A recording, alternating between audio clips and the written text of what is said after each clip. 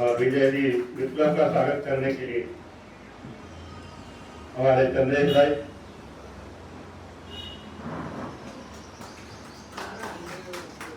तो जहाँ पर शंख का पूजन होता है, शंख को पूजन करके उसमें जल भर के एक तुलसी पत्र अंदर डाल दें और उसका नित्य अष्टगन से पूजन करने से ये लाभ होगा। घंटा नाद करने से जब भी आप कहीं नीचे खड़े होकर के उसका जो वाइब्रेशन हमारे शरीर के ऊपर आएगा घंटा नाद करने के बाद, वहां से जब गरुड़ महाराज की कृपा होगी तो आपकी कुंडली का काल सर्प दोष अपने आप निवारण हो जाता है नित्य। और जब हम घर में पहले हम देखते थे,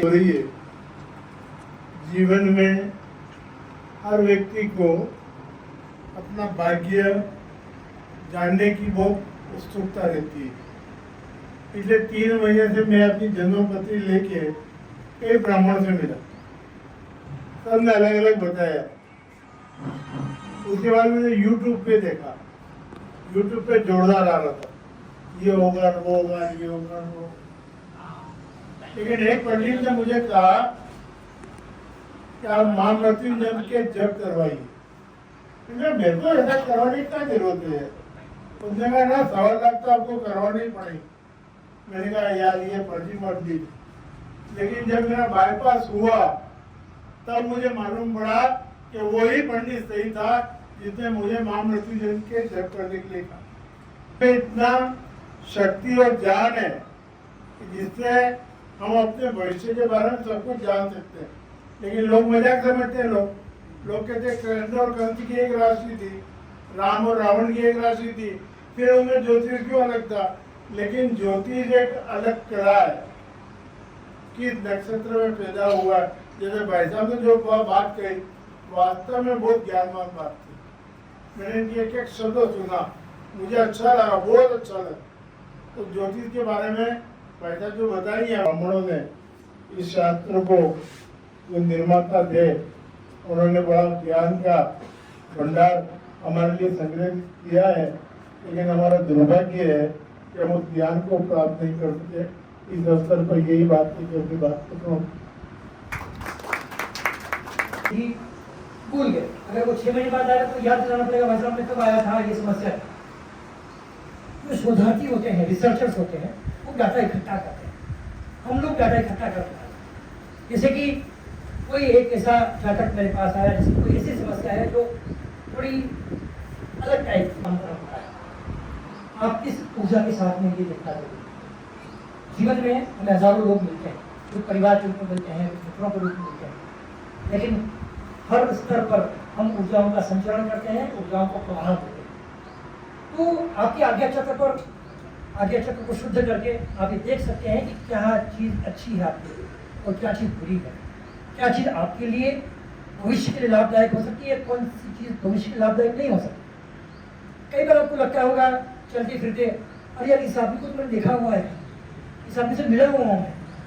कई बार लगेगा आपको कि घटना अभी घटी, इसको तो मैं देख चुका हूँ कभी। ये सब प्रारब्ध के हिस्से हैं।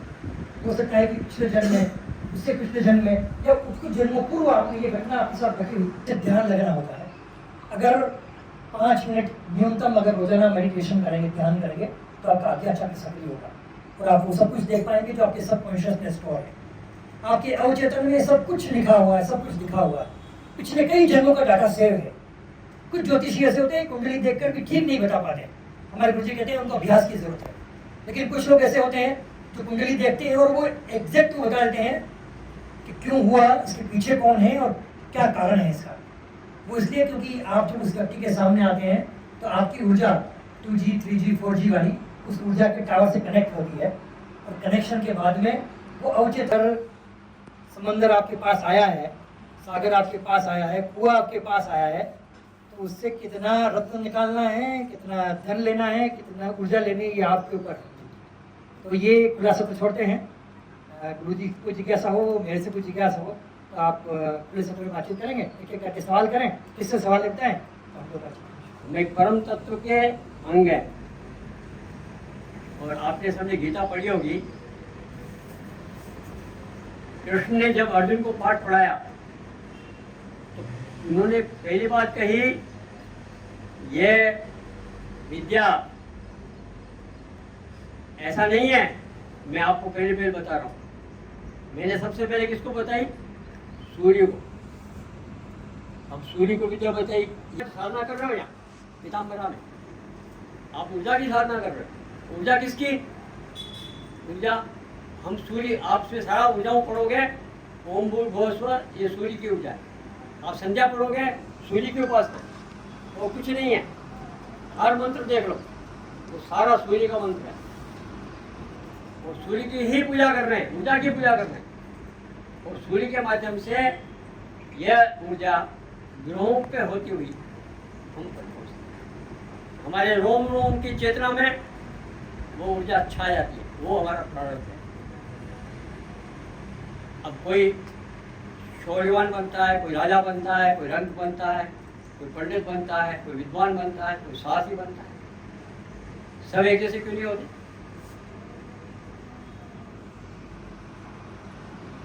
तो हमारे शास्त्र स्पष्ट बताते हैं, हमसे नहीं, पेड़ पौधों की भी होता है, फल फल लगते हैं, वो आपस में मीटिंग नहीं करते, लेकिन फल होते हैं। तो ये जो फल है, जो प्रारब्ध है, ये नेचुरल है। संसार सारा ब्रह्मांड में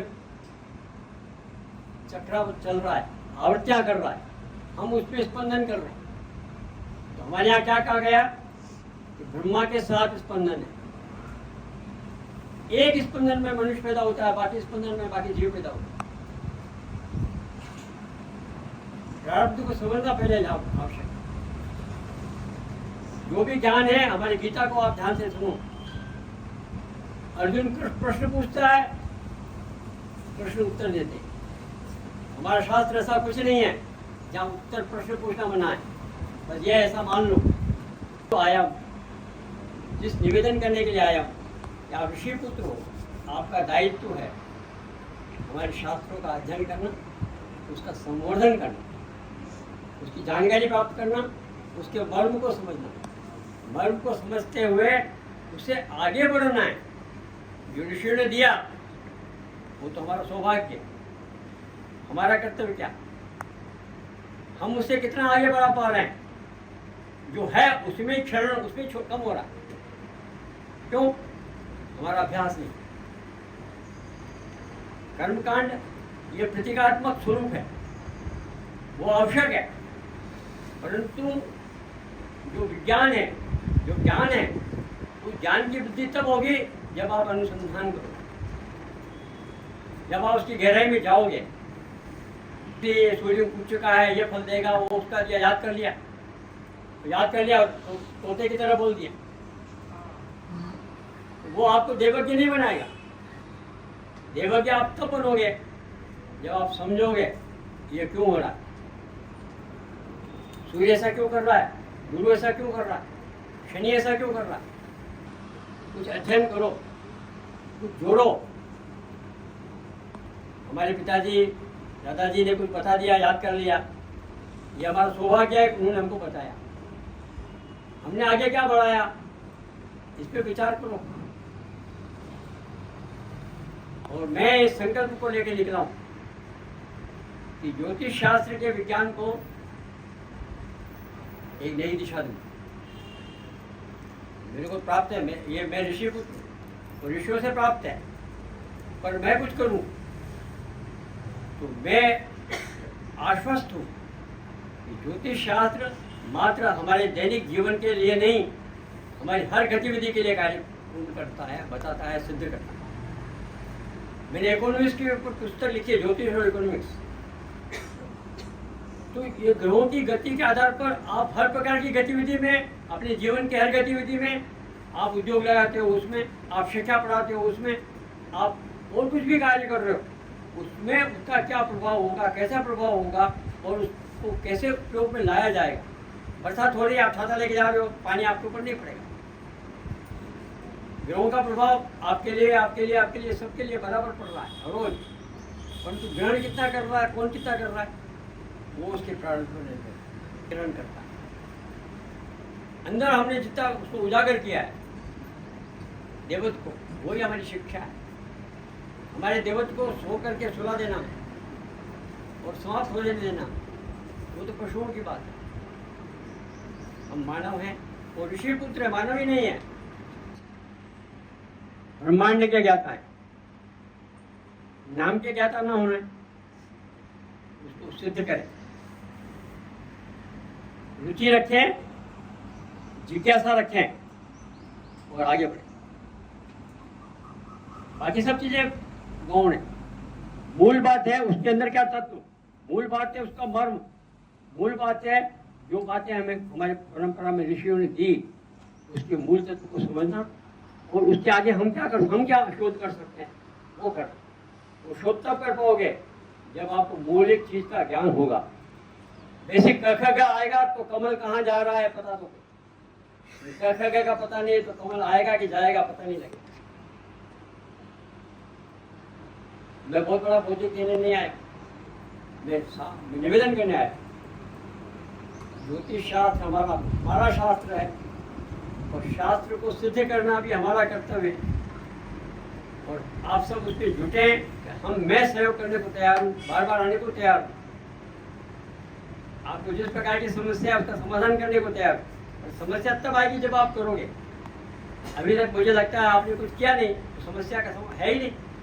सिर्फ भविष्य जानना चाहते हैं कि कल क्या होगा, परसों क्या होगा। ये मात्र काम नहीं है ज्योतिष का। इतना करने से काम नहीं चलेगा। बाकी आप 100 मंत्र पढ़ लोगे और सारी दुनिया को जीत लोगे, ये धारणा गलत छोड़ दो। हमने मंत्र याद कर लिए, वो भी उच्चारण शुद्ध हैं। जब हमारे अंदर ज्ञान आए, ज्ञान की अभिवृद्धि के लिए ही मैं मात्र निवेदन करने आया हूँ। अधिक मेरा कुछ कहने के नहीं आया। मेरा अंतिम फिर से निवेदन और नमस्कार। तो उसका क्या अर्थ होगा ये पूछना चाहते हैं, यही ना? तो ये विवेचन थोड़ा लंबा हो जाएगा, मैं शॉर्ट में बता देता हूँ। पहली बात तो जो उच्च की और नीच की हमारी अवधारणा है सूर्य के प्रति, बिल्कुल सटीक नहीं बैठती। आनंद कुमार शास्त्री जी का नाम सुना होगा। नवमांश और लग्न पत्री दो बनती है। लग्न पत्री और नवमांश पत्री दो पत्री बनती है ना, मतलब जब लग्न कुंडली में हम नवमांश कुंडली भी देखते हैं। तो जब मतलब जब मैं सीख रही हूँ, अलग अलग बुक्स पढ़ती हूँ, कभी यूट्यूब चैनल देखती हूँ, मोबाइल से सीखती हूँ, तो उसमें कभी बताते हैं कि पूर्वार्ध, जीवन के पूर्वार्ध में आप लग्न कुंडली देखें और जीवन के उत्तरार्ध में आप नवमांश कुंडली देखें। तो नवमांश और पूर्वार्ध कुंडली में क्या अंतर है और इसको आप कैसे समझाना चाहेंगे? समस्या यही है, वही समस्या पुस्तक पढ़ी और हम समझने लगते हैं कि भाई ये जो लिखा हुआ है अक्षरशः ऐसा ही पूर्वार्ध उत्तरार्ध होता है। समझना यह पड़ेगा कि नवमांश वर्ग है, किसका वर्ग है? राशि का वर्ग है। राशि के 9 भाग किए हुए हैं और 9 भागों में फल, परंतु वैसे आप नवमांश का फल देखोगे तो नवमांश में भी भाव नहीं होते हैं, वो भाव बता दे रहे हैं। नवमांश एक राशि के 9 टुकड़े हैं, 23, 6, 40, 10। ये समझे तो आप तो गुजराती समझते ना, तो हमारे मेरे टोनिंग में वो गुजराती वाला है। 23, 6, 40, 10, 23, 6, 40, 10, 23, 6, 40, 10, ये 9 बार। तो अब ये 9 बार जो है इन्होंने 1, 2, 3, 4, 5, 6, 7, 8, 108 कर दिया। तो ज्यादा विवेचन करके देखोगे तो आपको बहुत अच्छी तरह से पता लगेगा नवमांश बहुत पता, पूर्वार्ध नहीं, जन्म से लेकर मरण तक पता। पूर्वार्ध में भी बताते हैं, उत्तरार्ध में भी बताते हैं। लोग जितने हैं ये कमाई धंधा करने वाले और वो कुछ भी लिख देते हैं तो अनर्थ कर दिया। उस अनर्थ को स्पष्ट करना, जो स्लेट पे गप्पड़ सप्पड़ लिखा हुआ उसके साफ मैं लिख भी दूंगा ना तो साफ दिखाई नहीं देगा। तो आपके प्रश्न जिज्ञासा है, इसके लिए अच्छा है। और नवमांश के समझना तो मेरी नवमांश में पुस्तक है, और वो पहले नहीं समझ में आएगी, जब पहला ज्ञान प्राप्त करो अपने समझ। अभिनव